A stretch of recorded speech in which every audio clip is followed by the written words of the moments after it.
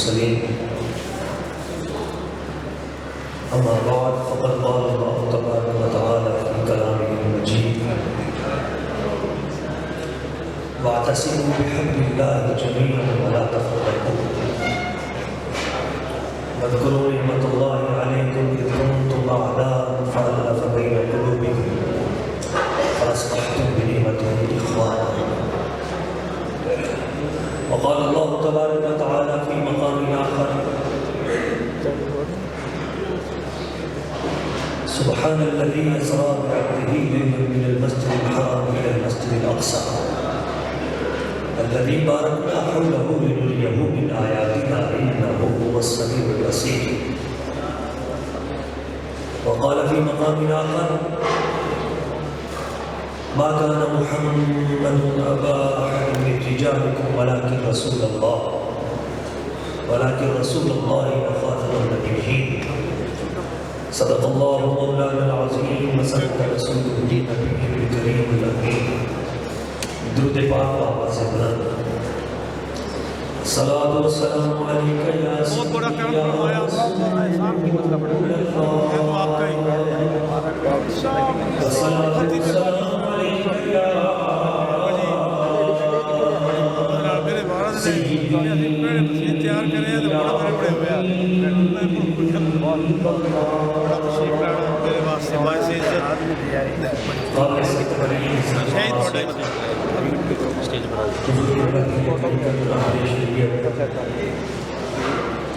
بارک سے علوم صوفیہ حضرت قبلہ پیر سید خلیل الرحمن شاہ صاحب بخاری دامت برکاتہ القدسیہ امیر جماعت اہل سنت پنجاب حضرت قبلہ کی طریقت رہبر شریعت حضور قبلہ پیر غلام قطب الدین صاحب دامت شرفہ حضرت قبلہ مفتی عبدالرسول اشرفی صاحب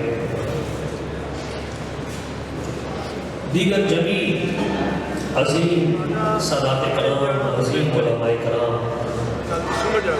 جماعت اہل سنت پاکستان کے عظیم اہل علم علماء و صلحاء اللہ کریم کی بارگاہ قدس میں دعا ہے وہ ذات لبی ازل آج کی اس خوبصورت علمی فکری روحانی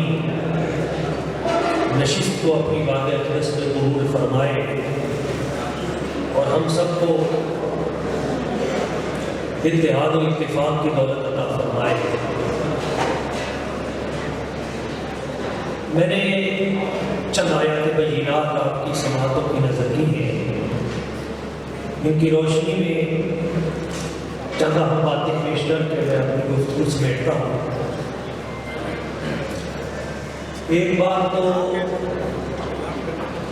ہمارے اندرونی خدشات کے بارے میں ہے اور ایک دو باتیں چونکہ آج معراج مصطفیٰ صلی اللہ علیہ وآلہ وسلم کی مناسبت سے اس میں بھی ایک پیغام محبت پیش کرنا ہے اور بھی چونکہ اس عظیم الشان کانفرنس کی نسبت تائیدار ختم نبوت سے ہے تو اس مناسبت سے بھی ایک پیغام پیش کرنا ہے۔ جو آیت مبارکہ سب سے پہلے میں نے تلاوت کرنے کا شرف حاصل کیا وہ ہے وَاعْتَصِمُوا بِحَبْلِ اللَّهِ جَمِيعًا، اللہ کی رسی کو مضبوطی سے پکڑو، وَلَا تَفَرَّقُوا، فرقہ واریت میں نہ ہو، آپس میں تقسیم نہ ہو جاؤ، اختلاف میں انتشار کا شکار ہو کر اپنی قوت کو کمزور مت رکھو۔ اس جگہ پہ اعتصام بحبل اللہ کی بات بعد میں ہے، اعتصام باللہ کی بات پہلے ہے۔ اس سے پچھلی آیت میں ہے یا ایھا الذین آمنوا اتقوا اللہ حق تقاتہ۔ اگر یہ آیت ہماری سمجھ میں آ جائے تو اگلا مسئلہ وقت بہت سمجھ میں آ جائے گا۔ اے ایمان والو، اللہ تعالیٰ سے ڈرو، اور یوں ڈرو جیسے ڈرنے کا حق ہے۔ اگر خوف خدا ہمیں حاصل ہو جائے تو خوف خدا کا نتیجہ یہ ہے کہ بہت اتحاد و اتفاق پیدا ہو جائے گا۔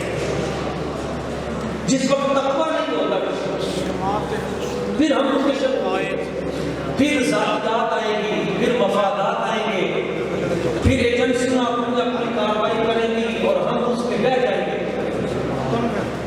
مگر جس وقت ہمارے دل میں اللہ تعالیٰ کا خوف ہوگا، ڈر ہوگا، ہم اپنی ذاتی منفعت کو بعد میں دیکھیں گے، ہم اپنے عقیدے کو، اتحاد کو، امت کو، مسلک کو، ان تمام چیزوں کو پہلے دیکھیں گے، تو پھر اختلافات کم ہونا شروع ہو جائیں گے۔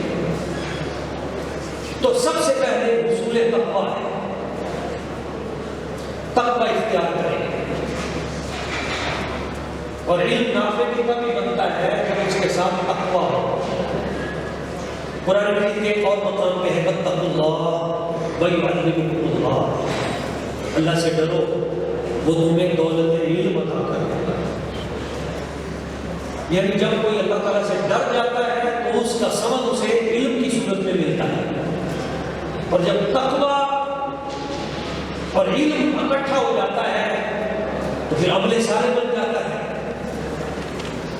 علم جب عمل بن جائے، قول جب فعل بن جائے، اخلاق سیئہ اور رذیلہ اخلاق حسنہ میں تبدیل ہو جائے تو بندہ ولی بن جاتا ہے۔ اس مقام پہ اللہ کریم نے ہماری توجہ دلائی ہے، اللہ کی رسی کو مضبوطی سے پکڑو، فرقہ واریت میں نہ پڑو، اختلافات کی نظر نہ ہو جاؤ، بس ضرور یاد کرو۔ یا پیچھے ایک واقعہ ہوا تھا جس کی طرف ہماری توجہ دلائی گئی، اذ کنتم اعداء فألف بین قلوبکم، یاد کرو کچھ وقت پہلے کی بات ہے، تم آپس میں دشمن تھے، تو اس کریم نے مہربانی کی، فألف بین قلوبکم، تمہارے دلوں میں الفت ڈال دی، محبت ڈال دی، آپس میں تم ایک دوسرے سے لڑتے تھے، جھگڑتے تھے، وَكُنْتُمْ عَلَى شَفَا حُفْرَةٍ مِّنَ النَّارِ فَأَنْقَذَكُم مِّنْهَا، تم دوزخ کے کنارے پہ تھے، دوزخ میں گرنے والے تھے، اس نے تمہیں بچا لیا۔ اس کا مطلب ہے کہ فرقہ واریت کا اینڈ دوزخ ہے، اور اس سے بچانا نبی ذمہ داری ہے، اور نبی دنیا سے رخصت ہو گئے، انبیاء کی ذمہ داری کا علماء پہ ہے کہ وہ لوگوں کو بچائیں جس دوزخ کی طرف لوگ تیزی سے گرنے جا رہے ہیں۔ یہ علماء کی ذمہ داری ہے، اس سے ان کو بچائیں، نکالیں، یہ نبی ذمہ داری ہے۔ آج ہمیں یہ بہت بڑا فتنہ درپیش ہے، پہلے بین المذاہب اختلافات تھے، پھر بین المسالک اختلافات کی نظر رہے ہم، ایک صدی گزر گئی، اور بین المسالک ہماری تحقیقات، ہماری تمام تحریرات، ہماری کتب، ہمارے مناظرے مجادلے اسی پہ لگے رہے، اور سیاسی قوتوں نے ہمیں ان چیزوں پہ لگا کے اقتدار پر خود قبضہ کر کے آج اس ملک کی اوپر والی قوتیں جو ہے ان میں کتنی کثیر تعداد میں لبرل اور ملحد لوگ آ گئے، اور پھر ہم اس سے بڑا المیہ اگلا درپیش ہے کیا بین المسالک نہیں، ایک مسلک کے اندر کتنی تفریق ہو چکی ہے۔ مسلک ایک ہے، مرشد ایک ہے، آستانہ ایک ہے، تنظیمیں مختلف، اختلافات اس حد تک جا رہے ہیں کہ کسی کی عزت محفوظ نہیں ہے، سوشل میڈیا وار ہے، تیزی کے ساتھ ہم اس کی لپیٹ میں آ گئے ہیں۔ جماعت اہل سنت پاکستان، اس کا ایک ادنا خادم ہونے کی حیثیت سے میں اپنے جمیع علماء سے یہ گزارش کروں گا، یہ بھڑکتی ہوئی آگ ہمیں دوزخ میں لے جانے کے لیے ایجنسیوں نے تیار کی ہے، خدا اس پہ پانی ڈالے، اور آپ لوگ ہیں اس معاشرے کا ایسٹ جو اس آگ سے امت کو بچا سکتے ہیں۔ یہ نبیوں کی ذمہ داری ہے جو آج علماء کے سپرد کر دی گئی ہے۔ کیوں؟ العلماء ورثۃ الانبیاء، انبیاء کے وارث تو علماء ہی ہیں نا۔ مدینہ منورہ کی سرزمین ہے، ایک مجلس میں صحابہ کرام رضوان اللہ تعالیٰ اجمعین بیٹھے ہیں، قبیلہ اوس کے لوگ بھی ہیں، قبیلہ خزرج کے لوگ بھی ہیں، محبت کی باتیں کر رہے ہیں، دین اسلام کی باتیں ہو رہی ہیں، ہنستے مسکراتے چہرے حضور کے دین کی عظمت کو بلند کرنے کے لیے آگے کی سوچ رہے ہیں۔ ایک یہودی قریب سے گزرا، کان شیخا یہودی، یہودی شیخ تھا، بابا تھا یہودیوں کا۔ اس نے جب گزرتے ہوئے دیکھا کہ اوس و خزرج جن کو ہم نے لڑایا تھا یہ اکٹھے ہو کے سر جوڑ کے محبت سے باتیں کر رہے ہیں، ایک ہو گئے ہیں، آگے کی پلاننگ کر رہے ہیں، یہ تو بڑا کام خراب ہو گیا۔ اس یہودی نے اپنی مجلس میں پہنچ کے اپنے بندوں کو اکٹھا کیا اور کہنے لگا بھائی کام خراب ہو گیا، مسلمان اکٹھے ہو گئے ہیں، ہم نے جو اوس و خزرج کی تقسیم کے ذریعے ان کو لڑایا تھا، جنگ بواس ہجرت سے 3 سال پہلے لڑی گئی تھی، ہم نے اپنا اسلحہ بیچا تھا، دونوں فریقین کو یہودیوں نے اسلحہ بیچا تھا، بھائی یہ اگر ایک ہو گئے ہمارا اسلحہ کون خریدے گا؟ جنگ وہی ہے، بندے بدل گئے ہیں، طریقہ جنگ کرنی شروع کر دی۔ جب وہ تلخی پیدا ہوئی، السلاح السلاح کی آواز بلند ہوئی، اسلحہ لے آؤ، جلدی کرو، تلواریں اٹھاؤ، تیر اٹھاؤ۔ جیسے یہ صورتحال پیش آئی، اسلحہ اٹھا کر وہی صحابہ کرام حضور کہنے شروع ہوئے اوس و خزرج کے۔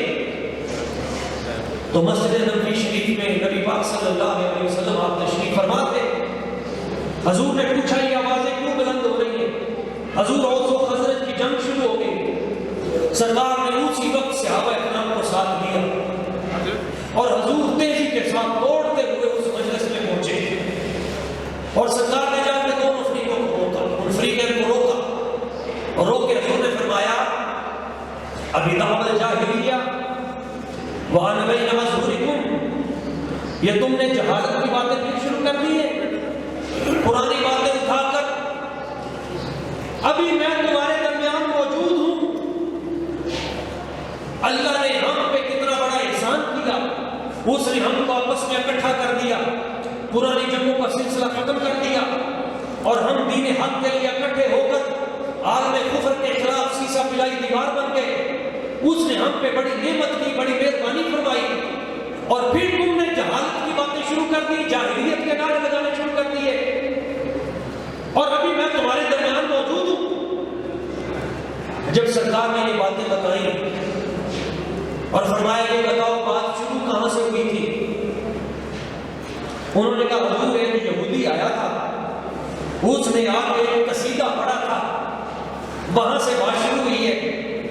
تو فرمایا تم خود سمجھو کہ تمہارے اندر کوئی آگ لگانے والا آگ لگا گیا، تم دشمن کی وار کا حصہ بن رہے ہو، دشمن کی سازش کا شکار ہو رہے ہو۔ بس اسی وقت تم کو سمجھ آ گئی، فبقوا، رونا شروع کر دیا، قدمین مصطفیٰ میں گر گئے، حضور ہماری بخشش کے لیے دعا کریں۔ سرکار نے ان کو پھر جوڑ دیا، سینے مل گئے، سب باتیں پرانی ختم ہو گئی، دفن ہو گئی۔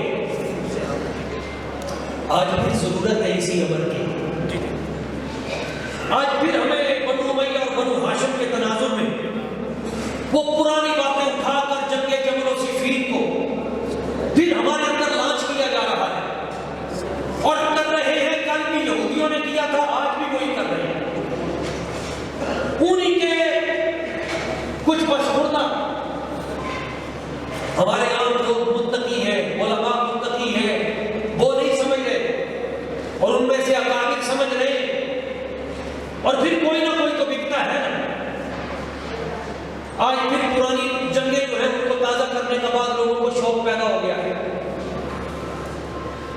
ایک طرف صحابہ کرام رضوان اللہ علیہم اجمعین ہیں، ایک طرف اہل بیت اطہار ہیں. ان دونوں کی عظمتیں ہیں، اور آج ان دونوں کے مابین اس قسم کے کلیشز پیدا کر کے اصل میں ہمیں پھر سے لڑانے کی سازش ہو رہی ہے، امت کو تقسیم کرنے کی سازش ہو رہی ہے، اور ہم بھی نہ چاہتے ہوئے اس کا حصہ بن گئے ہیں. ہمارے اندر سب سے زیادہ اس وقت تقسیم ہو رہی ہے. اس وقت ضرورت ہے پھر کسی وارث علوم مصطفیٰ کی جو دوبارہ سے پھر ان کو جوڑے کہ نہیں یہ پرانی جنگوں کی باتیں، یہ جنگ و صفین کی باتیں، یہ باہمی تفریق و انتشار کی باتیں، ان کو ختم کرو. ہمیں اس سے بڑی جنگیں درپیش ہیں. اس وقت بدر کھلا ہوا ہے، اس وقت معرکہ کربلا ہمارے سامنے ہے، غزہ کی سرزمین ہے. عالم کفر سارا اکٹھا ہو چکا ہے. کل ٹرمپ نے پھر 2,000 ٹن وزنی بم جو ہیں اسرائیل کو دینے کے معاہدے پر سائن کر دیے. یہ جنگیں ختم نہیں ہونے والی، مگر ہمیں اس طرح متحد ہونا ہوگا جس طرح غزہ کے لوگ آپس میں متحد ہیں. کیا ہم اس کنڈیشن میں ہیں؟ کیا ہمارے اندر وہ استقامت کو جذبہ موجود ہے؟ نہیں ہے. 1 سال 4 مہینے ان کے اوپر آگ برستی رہی اور طیاروں کے ذریعے ان کو آفر کی گئی کہ اگر آپ ہمیں سرنگوں کا رستہ بتا دیں آپ کو کروڑوں ڈالر دیے جائیں گے، یورپ کی نیشنلٹی دی جائے گی، آپ کی نسلوں کو اتنا سرمایہ دیا جائے گا 7 نسلوں تک ختم نہیں ہوگا آپ ہمیں.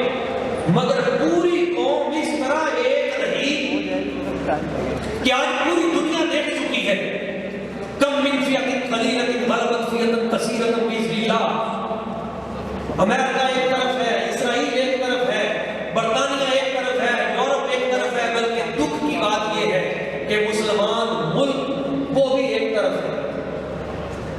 پوری دنیا کا عالم کفر اکٹھا اور سب نے مل کر اپنی ایڑی چوٹی کا زور لگایا. آج ہم کہتے ہیں عافیہ صدیقی کو چھوڑ دو، ہم منت کرتے ہیں چھوڑ دو. ان مٹھی بھر جاں بازوں نے بتایا کفار سے اپنے بندوں کو چھڑانا ہے تو منت سماجت سے نہیں چھوڑیں گے، اس کے لیے جذبہ جہاد کی ضرورت ہے. اور حضور نے فرمایا تھا الجہاد ماضی الی یوم القیامہ، قیامت کے دن تک جذبہ جہاد میری امت کے وجود میں موجود رہے گا. اور مسجد اقصیٰ کے ارد گرد ایک قوم قیامت تک حق کی خاطر لڑتی رہے گی.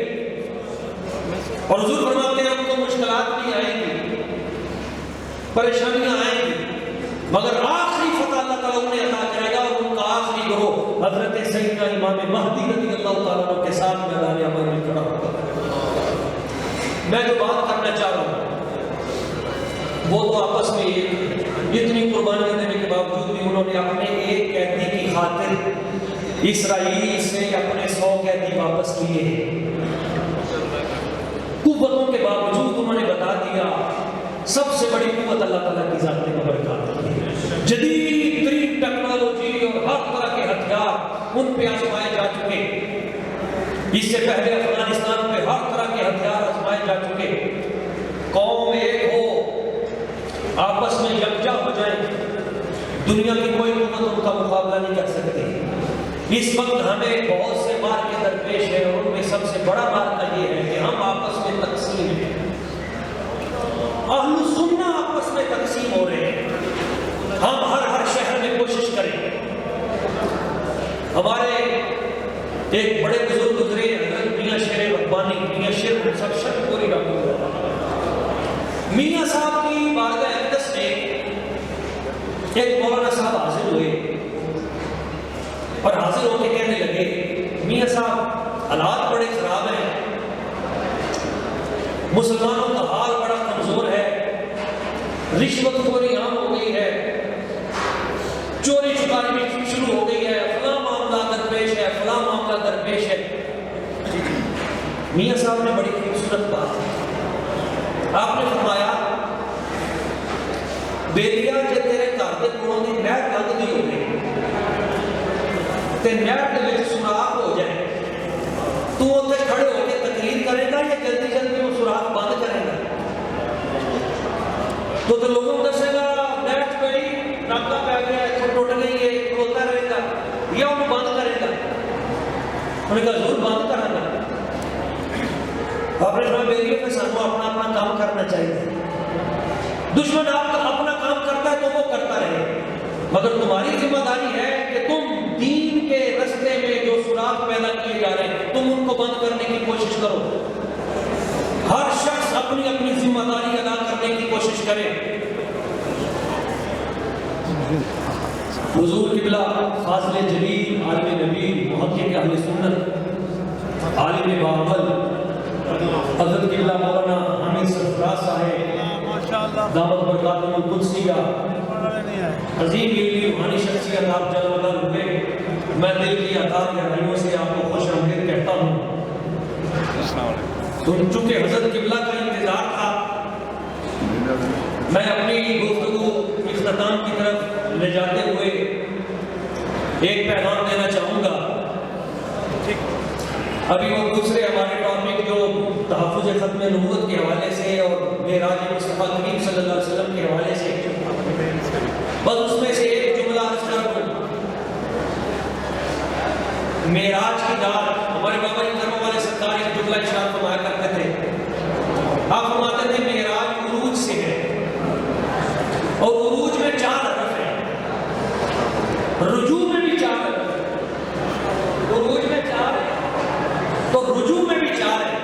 تو آپ فرماتے ہیں جس کا بارگاہ رب العزت کی طرف جتنا زیادہ رجوع ہوتا جائے گا اللہ کریم کی ذات و برکات سے اتنا ہی عروج عطا فرماتا جائے گا۔ معراج کی رات حضور نے جو مناظر دیکھے ان میں ایک منظر یہ بھی تھا، سرکار فرماتے ہیں میں نے یہ منظر دیکھا کہ کچھ لوگوں کے ہونٹوں کو آگ کی کینچیوں سے کاٹا جا رہا ہے، زبانوں کو آگ کی کینچیوں سے کاٹا جا رہا ہے۔ پوچھا یہ کون لوگ ہیں؟ عرض کیا گیا یا رسول اللہ یا حبیب اللہ یہ فتنہ پرور خطیب ہے، یہ ایسے لوگ ہیں جو آگ بھڑکاتے ہیں، لوگوں کو لڑاتے ہیں،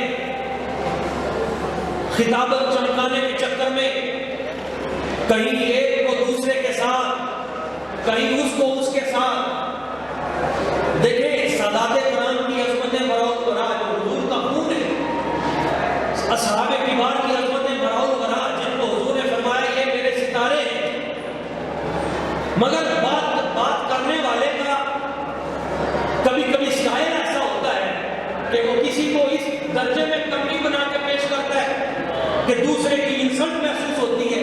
نہ، اس چکر سے نکلے، خطابتیں چمکانے سے نکلے، جس خطابت سے امت تقسیم ہوتی ہے، تفریق پیدا ہوتی ہے۔ نہ، سرکار فرماتے ہیں میں نے بعض لوگوں کو دیکھا ان کے ناخن طویل تھے، تانبے کے ناخنوں سے وہ اپنے چہروں کو نوچ رہے تھے، اپنے گوشت کو اکھاڑ رہے تھے۔ میں نے پوچھا یہ کون لوگ ہیں؟ بتایا گیا حضور یہ ناخنوں سے انگلیوں سے اپنے چہرے نوچنے والے یہ وہ لوگ ہیں جو دوسروں کی آبرو ریزی کرتے تھے، غیبت کرتے تھے، طنز و تشریح کرتے تھے۔ یہ آج فیس بک کا دور ہے نا، واٹس ایپ کا، ٹویٹر کا، اس کو رگڑ دو، اس کو رگڑ دو، اس کے بارے میں بات کرے کوئی اس کو رگڑ دیا۔ اب یہ ایک جنگ چل چکی ہے میڈیا وار، خدا کے لیے اس سے نکلے اور اس سے جو ہولناکیاں اور جو فتنے اور جو جہنم کی طرف جانے کے راستے آسان ہو رہے تھے، سرکار نے وہ ہمیں پہلے بتا دیے کہ اس کا نتیجہ یہ نکلے گا۔ اور جب معراج سے واپس آئے، نماز کا تحفہ ہے، جہاں سورہ البقرہ کی آخری آیات کا تحفہ ہے۔ عباس صوفیہ فرماتے ہیں کہ نبی پاک صلی اللہ علیہ وسلم حضور فرماتے ہیں مجھے ایک جبہ فخر بھی عطا کیا گیا۔ اس جملے کے بعد ختم ہے اور میری پوری اس گفتگو کا نچوڑ بھی ہے۔ حضور فرماتے ہیں مجھے ایک جبہ فخر عطا کیا گیا، فوائد الفوائد شریف میں ہے۔ کسے عطا کروں؟ ایک ہستی کھڑی ہوئی، حضور اگر یہ جبہ فخر آپ مجھے عطا کرتے نا میں اسے پہن کر صدق کام کر دوں گا۔ حضور نے فرمایا تم نے بہت اچھی بات کی، بیٹھ گئی۔ ایک اور ہستی کھڑی ہوئی، حضور اگر یہ جبہ فخر آپ مجھے عطا کر دیں